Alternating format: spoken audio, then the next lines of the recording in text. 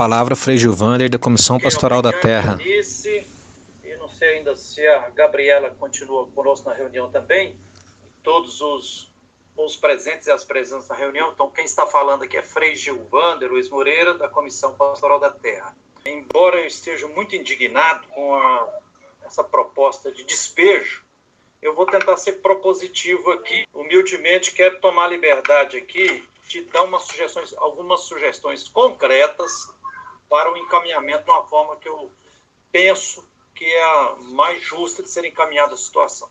Primeiro, para quem não me conhece bem ainda, eu vou propor alguma coisa aqui a partir dos 26 anos, desde 1994, que eu sou assessor e agente pastoral da Comissão Pastoral da Terra no Estado de Minas Gerais e venho acompanhando a luta do MST no Estado de Minas Gerais. Então, já acompanhei centenas de despejos e já ajudei também a evitar outras centenas de despejos. A luta pela terra no município de Campo do Meio, no sul de Minas, pelo MST, eu acompanho há 15 anos. E a Comissão Pastoral da Terra, antes do MST chegar aí no sul de Minas, a Comissão Pastoral da Terra já estava no sul de Minas, lutando contra o trabalho escravo que estava lastrado em fazendas de café no sul de Minas. Não sou marinheiro de primeira viagem, não, né? Também fiz uma pesquisa e uma tese de doutorado sobre a luta pela terra, e uma das bases de pesquisa mesmo foi a luta do MST em Campo do Meio. Os 11 acampamentos que tem aí, as 450 famílias, o assentamento primeiro do Sul. Já acompanhei vários despejos que aconteceu aí, aquele despejo dramático de 2012, há 8 anos atrás.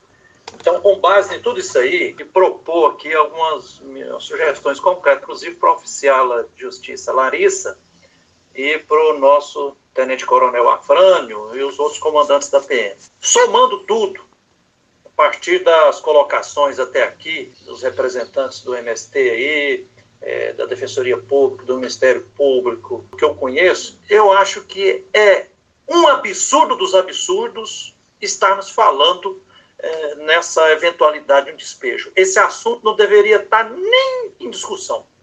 É um absurdo dos absurdos. Eu já estou imaginando aqui, se a sensatez não for ouvida, se isso for fazer, vai ser um estardalhaço, não só no Brasil, mas no mundo inteiro.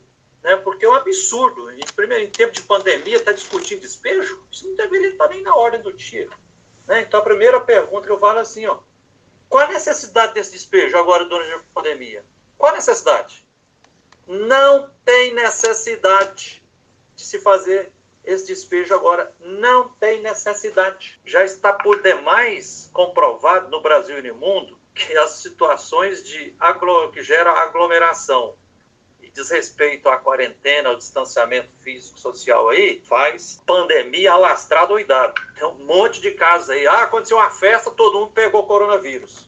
E aí eu fico me perguntando aqui, se insistirem de uma forma estúpida, louca, tentar fazer esse despejo aí e gerar aglomeração aí, gerar um aumento assustador de Covid-19 aí e de mortes, quem que nós vamos responsabilizar criminalmente?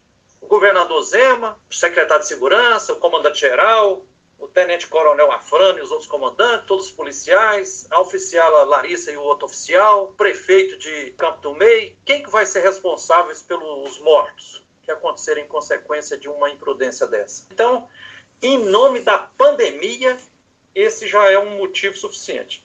E aí, a sugestão humilde que eu gostaria, do fundo do meu coração, de dar para a oficial Larissa e para o tenente-coronel Afrânio e todos os outros comandantes da PM aí, nesses 26 anos que eu acompanho a luta pela terra no estado de Minas Gerais, ocupações do campo, e nos últimos 15 anos, ocupações urbanas em Belo Horizonte, região metropolitana e tal, eu já vi um número muito grande de comandantes apresentando um relatório, um parecer, e devolvendo lá para o juiz, falou, por isso, não tem condições de cumprir agora. Estamos trabalhando.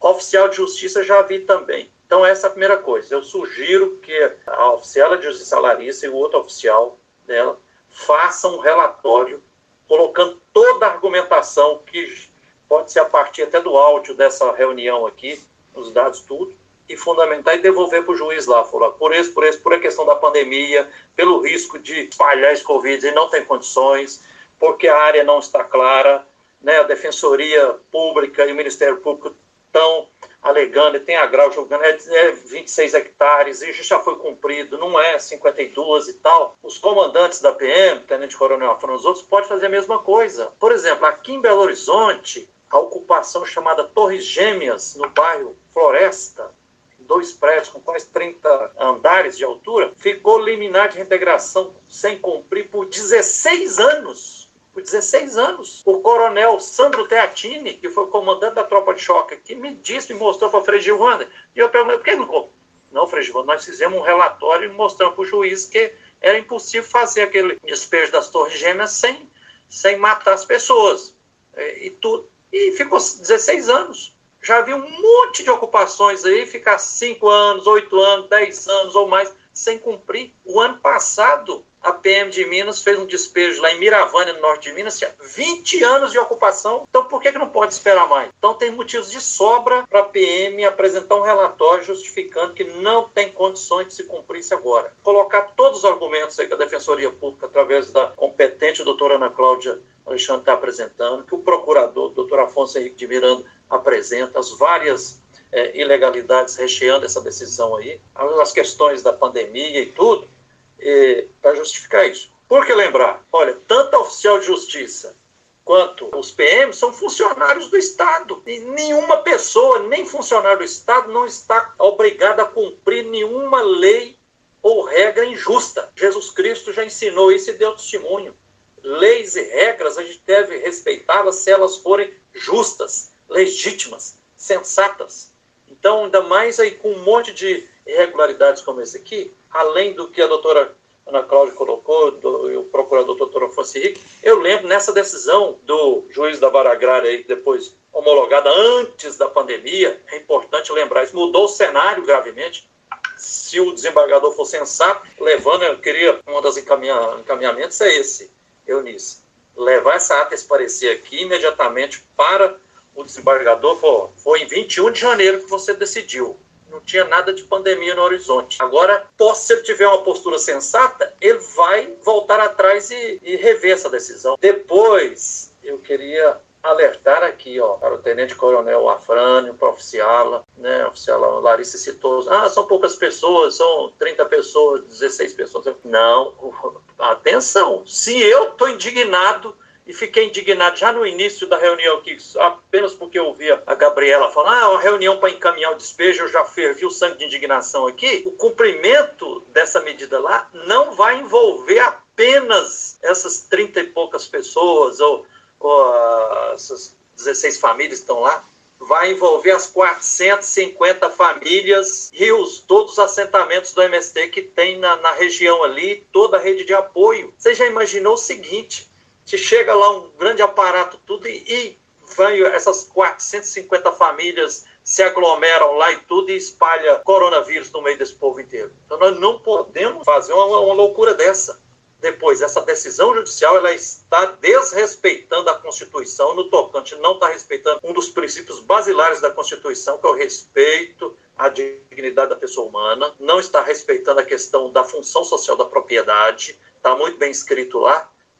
Se estava abandonado, até o oficial fala, não, lá o galpão lá está super abandonado, eu fiz um monte de fotos, gravei vídeos lá e tudo, aquilo ali é mais do que comprado, que era uma propriedade ociosa sem cumprir a sua função social. Como é que vai reintegrar um negócio desse? Depois considerar também, Tenente Coronel Afrânio, já teve vários despejos ali. E o de 2012, tratores passou até carroça lá, arado em cima de porcos, jogaram dentro das cisternas lá, então, e o povo está marcado por isso. Esse eventual despejo lá não vai mexer só com algumas dezenas de famílias, não. Mexe com as 450 famílias e com toda a rede de apoio, né?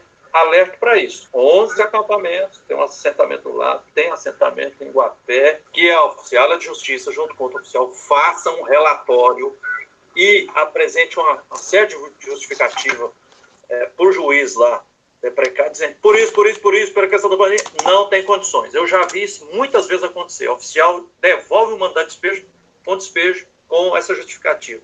A Polícia Militar também tem esse poder e deve fazer esse relatório apresentando como parte do processo de encaminhamento, dizer, ó, nas condições, como não foi possível despejar a ocupação Torres Gêmeas em Belo Horizonte, que ficou 16 anos sem despejar, aí também não é possível. Nem agora e nem após pandemia. Não é justo reintegrar essa propriedade que não estava cumprindo a função social simplesmente para voltar para a mão de pessoas especuladoras.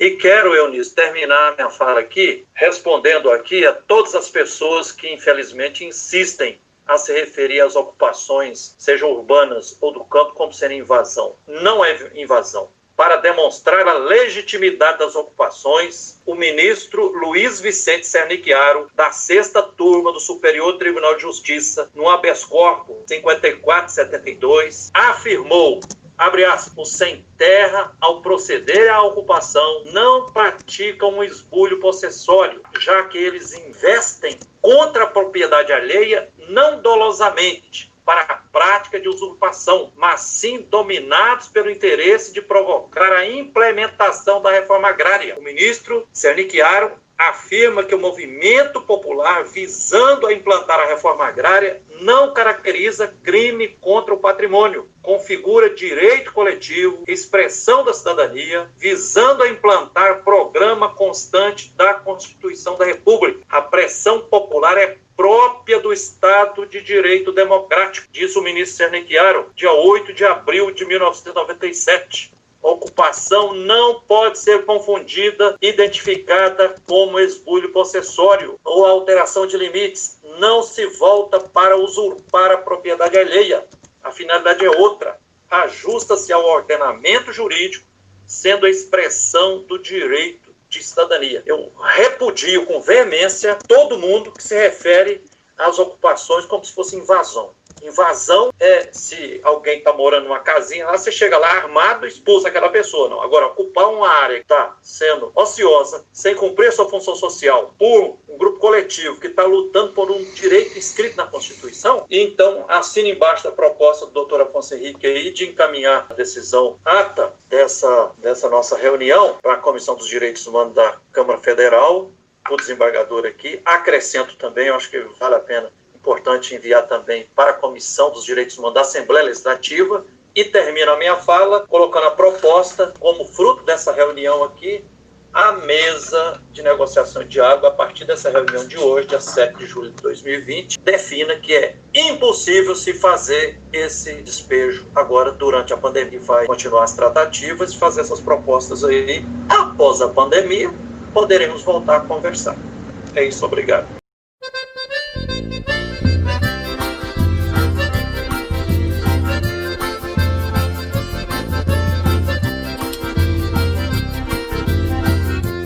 De repente a nossa vista clareou, clareou, clareou, e descobrimos que o pobre tem valor, tem valor, tem valor.